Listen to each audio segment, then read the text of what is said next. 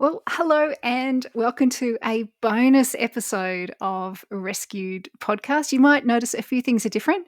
Number one is you can see me, which is the first time I've done video recording here in the podcast.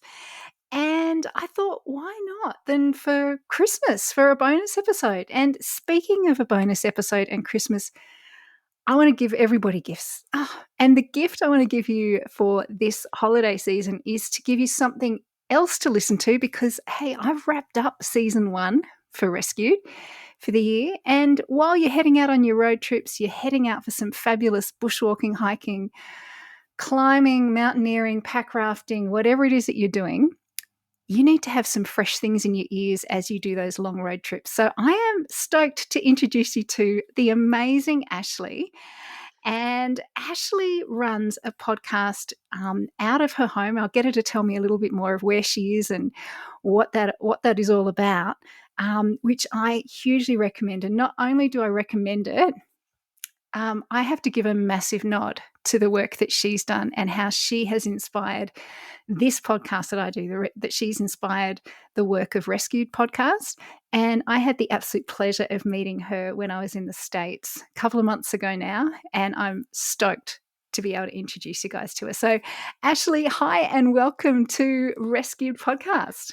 Oh my gosh, that was the most amazing introduction I've ever received in my life. I'm so flattered and honored. Thank you so much. It's very kind of you to invite me here to chat with you for a little bit. It's very nice. Oh, bless you. So, tell everyone where you're coming to us from because, obviously hearing an accent, and a lot of the people who are listening to Rescued, big Australian audience, but you don't have an Aussie accent. Tell me, where are you from and where are you coming to us today? I was born and raised in Alaska, and I'm sitting here in my little home, my little ranch style home in Anchorage, Alaska right now, and just got off work, and it's just been snowing like crazy this last month. So we're getting tons of snow, and it's nice and cold outside, and big blanket of whiteness everywhere. So it's really beautiful. So that's where I am right now. Fantastic. So, why don't you tell me about, and I'm just going to do that cheesy product placement thing. Some people might have picked up that I was, let me see, I'll just take those headphones off. There we go. That looks a bit better. Um, you might have seen me on socials over the last couple of months wearing this hat around a bit. So tell me about the Sharp End podcast. Why, how, where, what's the story? How long has it been going? So the Sharpen podcast is something that I came up with about 9 years ago. I was in Salt Lake City, and I was driving from, I was living in a van at the time, and I was driving from climbing crag to climbing crag to climbing crag between my, my outdoor educating work stints. And I was reading the book by American Alpine Club, the book called Accidents, pretty religiously, just to learn from other people's mistakes. And I'm thinking to myself, I was telling the person that was in my best friend who was in my van with me, I said, Josh, I think that this book should come to life. This book should be a podcast. Somebody should make this book into a podcast. And he's like, that's a good idea. And then, a day goes by, and I said, you know what, Josh? I'm going to make that book into a podcast. I'm going to make those stories come to life. And I dreamed this idea up, and that's how it sort of was started because, there's so much shame and guilt and embarrassment and judgment behind incidents and outdoor accidents, and so many people I found in my 15 years of doing outdoor education that nobody really wants to come forward and share their incident because it's a vulnerable space, and it takes courage and bravery to come forward and be like, hey, I made this mistake and this is what I learned from it. And I want to share this so you don't make the same mistake. And what a concept. And so I'm an empath, and I believe in learning from other people's mistakes to minimize future outdoor accidents. And so I really try to give people a nice, safe, judgment, shame-free space to share their stories with the outdoor community. And so that's how it was birthed. And I've been working on the show for about 8.5, 9 years, and I produce one and or two episodes a month, depending on what else I'm doing in my life because I do work a full-time job. This podcast does not provide enough financials for me to do it full time. So I do have a full-time job. So it's kind of, a passion project that I do in between my other work. Yeah, that's a lot of work. 2 episodes a month, and, most people will realize that, yeah, the Rescued podcast, maybe about 1 a month-ish. Hmm. Yeah, a lot of work goes into it. So what about your outdoor background? You said that you were going from crag to crag when you had this idea. So would you say is climbing your main, child that you love? If you had to pick all your favorite outdoors children, would climbing be its favorite? It climbing was it definitely used to be my favorite. It used to define me. That's I was a climber, and that's what I did in my all through my 20s, and then I blew my knee out, and then and also living in Alaska, it's tough to be a climber in Alaska because the rock here is so few and far between, and the seasons aren't that long. So once you get you start climbing a bunch again in the summertime, then you get better and better and better. And maybe you're climbing from, beginning of the season to 5.7 or 5.8. And then at the end of the season, maybe you're climbing 5.10 or 5.11. But then it's winter, and so winters are long here. So then you're either climbing in the gym, which I've never really been super excited about doing. And but then if I don't climb all winter long, all fall and winter long and spring long, then I'm back at climbing 5.7. So it kind of got difficult for me to keep going backwards with my climbing skill set. And so it's tough to be a climber in Alaska, like I said. And now, just sort of with my knee not being nearly as strong as it was previous to my injury, I have different hobbies these days. So, but I still love climbing, and I can't wait to get back on the rock at some point when I'm a little bit more strong. Yeah, and that ice and snow has melted away. That's right. So what would you say? I mean, like we said, 9 or 10 years you've been doing this, which is an amazing resource and library of, great learnings for so many people, Thank you. in your collection there for the sharp end. What are some of the things now that you've learnt, I guess, learn about people as adventurers, as outdoors people, as sort of overall, that you can glean from all of that experience of listening to stories? Hmm. Well, there's been quite a few common themes throughout many of the incidents and causes of why they've happened. The biggest one would be, complacency. Um, Mm. and so I think for me, it's learning all the themes and threads that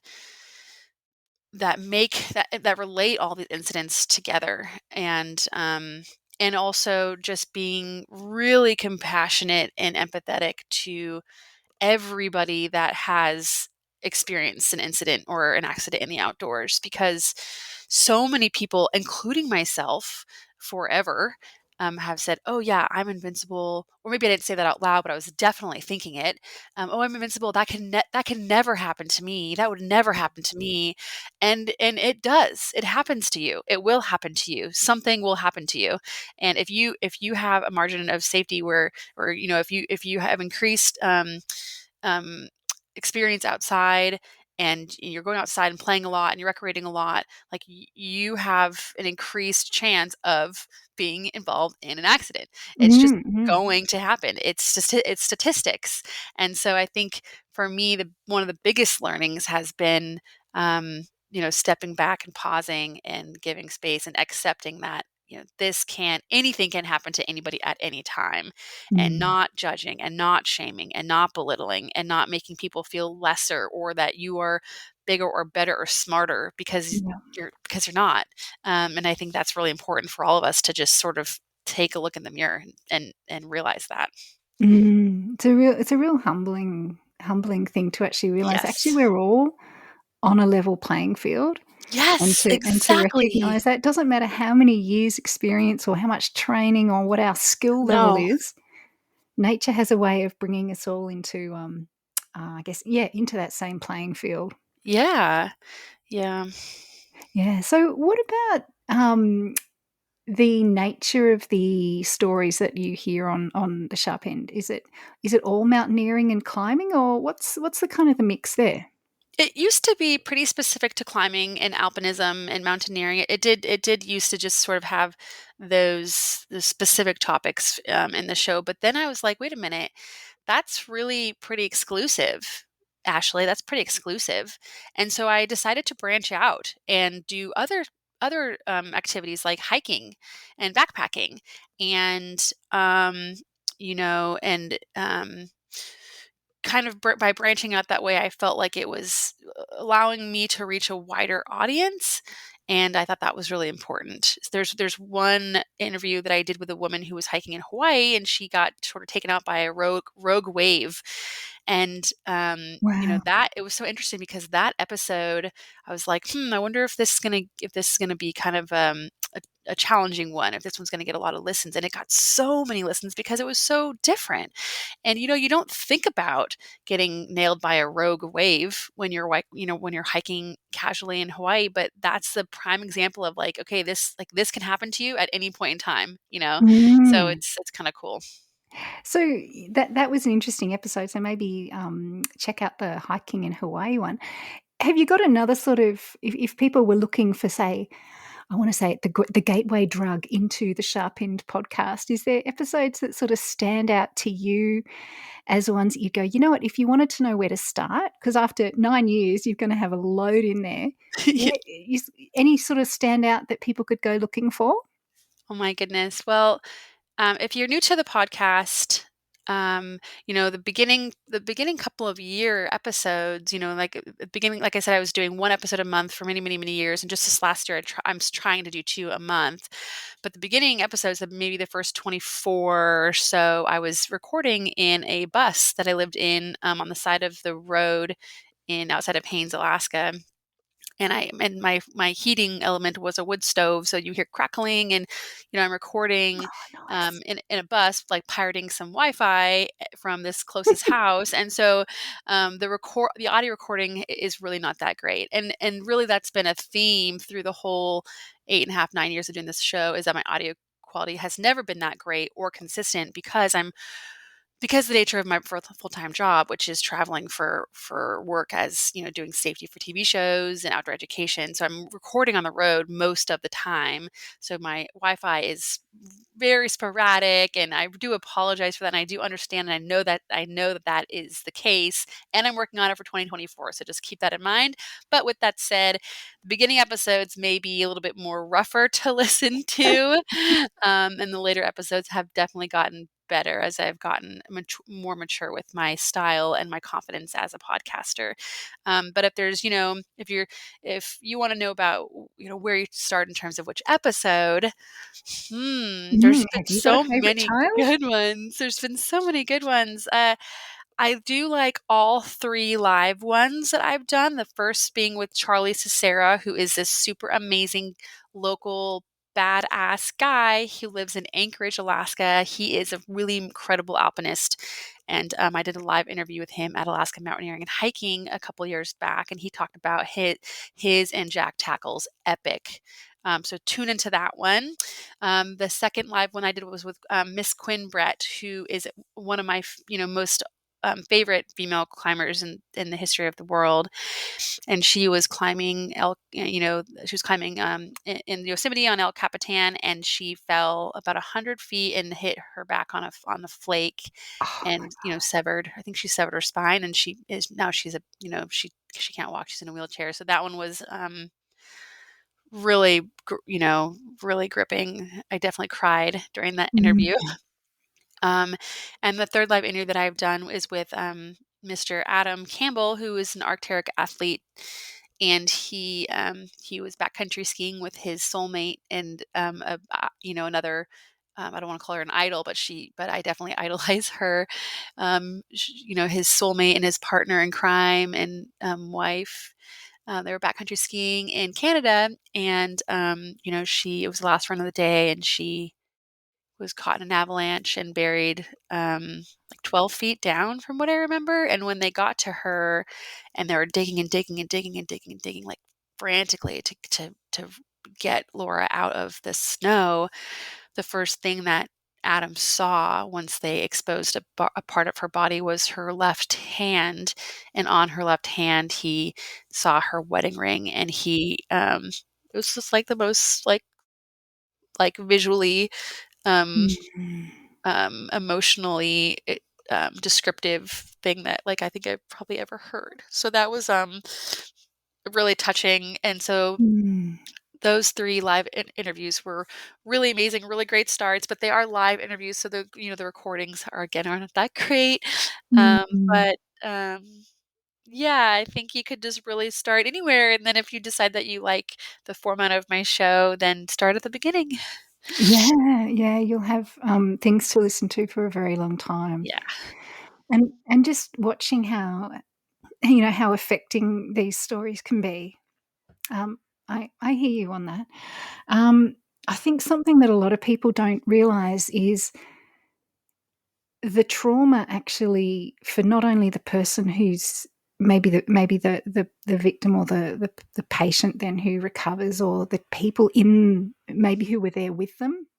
People think, "Oh, oh, well, you had your accident 2 years ago," or, "Oh, you might have just, you did your tib and fib, and, oh, you've had your moon boot, and now you're back, and isn't that great?" And I think people don't recognize the ongoing healing and trauma that happens post-accident, Mhm. and that it's not just to that person, it's their whole circle. And when you think about, for those of us who love the outdoors and who find our mental, physical, spiritual and emotional and community health within those spaces, to face trauma within that place, which is a comfort place and a home place, can have a really long lasting effect on Yeah. people, and it's not something that you can heal quickly. Do you have any sort of comments or thoughts about that?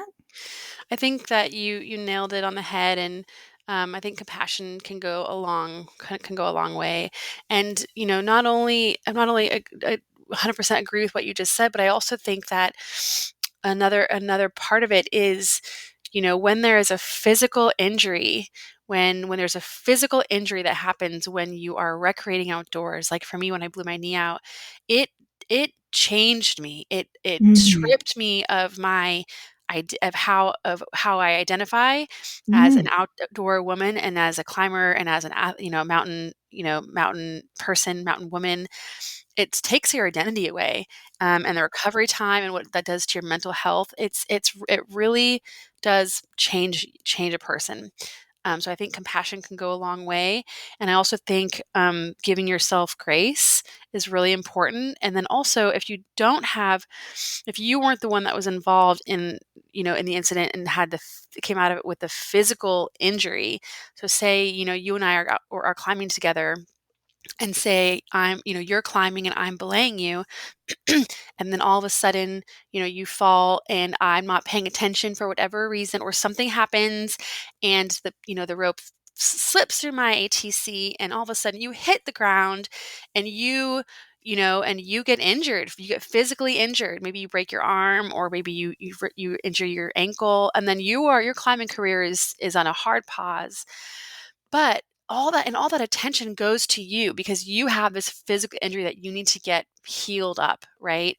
And not a lot of people look at me and say, "Wow, Ashley, like, how are you doing?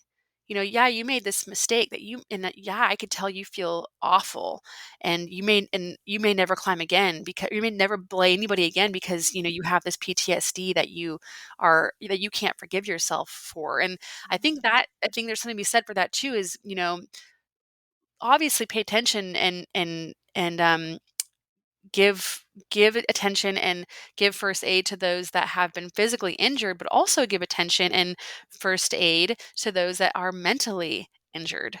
So it's a double-edged sword, and they're both equally important, and I can't stress that enough. Mm. Yeah, it's so true, it's so true, and I think the very nature of all that stuff is why podcasting is an excellent way to share story, to Mhm, share a pathway to healing, because mhm, there's not that instant, um, you don't get the angry keyboard warriors jumping in like they can in social media The to give their trolling. opinion, you know, The which trolling is awful. which can be horrific to people who are already going through this stuff. The last thing they need is a pile on. So, Mhm. yeah, it's certainly, yeah, it's a nice way, and it also it's that sense of bringing people around the campfire. Let's share a Mhm. story. Let's share in this non-judgmental, non-shame based, you know, framework, and think, well, how can this make me a better climber, bushwalker, hiker, backcountry Mhm. skier, whatever it is. If there were any comments, any nasty or rude or unhelpful comments on any of my posts at all, I delete them. Yeah. There is no room for any of that on any of my social media. If you go on there and say, "Wow, what an idiot. I'd never do that." Your post is deleted. Like, I will not tolerate anything that makes people feel worse than they already do. I won't do Mm. it. It's that's not okay. It's not okay. And do you have any, have you had any sort of feedback or response from people who have come onto the sharp end and have told their story and have then come back to you and said, "Hey, thanks. That actually helped with my processing and So dealing with many. it." Yeah. So many. I would say 50% of the guests that have been on the show have said that the space that they were given to work through and share, you know, verbally process and work through and share their incident with others has helped them tremendously, which is so worth it. And I've wanted to quit doing my own show probably a dozen times because for me, like I mentioned to you before, I am an empath and I carry these stories and I feel their words and their experience in my gut and in my heart, and it is like really can weigh on me. And Yeah. so I've thought about leaving and walking away so many times, but I see the value, and I don't mean a monetary value, but I see the importance and the value of continuing to produce the show because the importance, that the appreciation, the importance that my guests tell me that they're getting from it, and not only the guests experience, but it's also the listeners too. Like I get lots and lots and lots of fan mail saying, "Ashley, I think you saved my life Wow. by me listening to this episode," and it's like, oh, the thought of me saving somebody's life, oh my gosh, like what a beautiful thing to give somebody is living longer potentially, and I don't know, but the thought of that being a possibility is just, God, it's worth the crying and it's worth the pain that I endure by producing the show. Yeah. And the hours of research, recording, admin, editing, Marketing, posting, commenting, the whole thing. emailing, mailing. Planning awesome merch, can I just Oh, say? thanks. Yeah. By the way, yes, thank you, everyone. Ashley gave this to me very generously when we met up in the States. So, yeah, that's maybe one way that you could even support the work of Ashley and the show, The Sharp End, is by visiting her store. So in the show notes, I'm going to pop links to all of her stuff. I encourage you to absolutely check out her things. Subscribe, share it with your friends, and I guess finally, is there anything else you wanted to say, Ashley, about the Sharp End, or about your perspective, that you have after so many years of doing this, that you'd love the listeners of the Rescued podcast to know?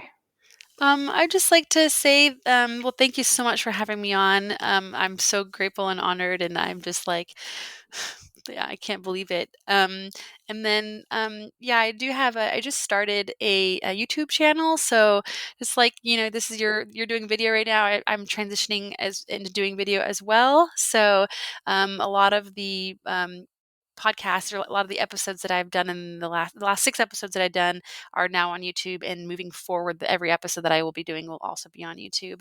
And I want to just leave the listeners with one final thing, which is, be kind, be compassionate, and play hard and be smart.